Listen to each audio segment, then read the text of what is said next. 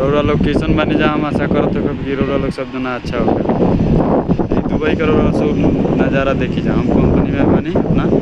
यही पर से वीडियो चढ़ के बनावता है देखी जा दुबई का नज़ारा सब देखी जा रौरा लोग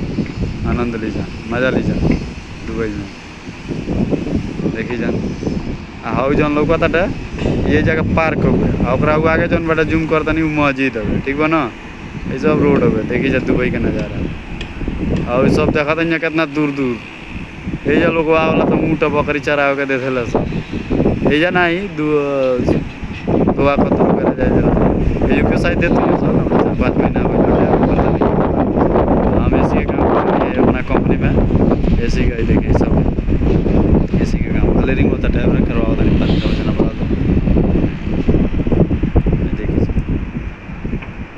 देखिए जाए गाड़ी तो खचा खच चलेला भीड़ लग जाला आज तनी सबे जाए कंपनी से कहीं से जुम्मा के दिन तनी खाली मिलेला गाड़ी तो इतना चलेला मत कहीं जा और सब जानते बनी जा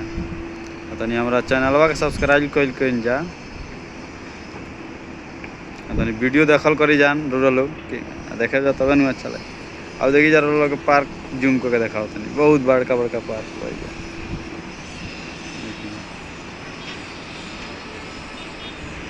चली जान रोरा लोग हम आशा करते सब जना रोरा लोग अच्छा हो खेब जान।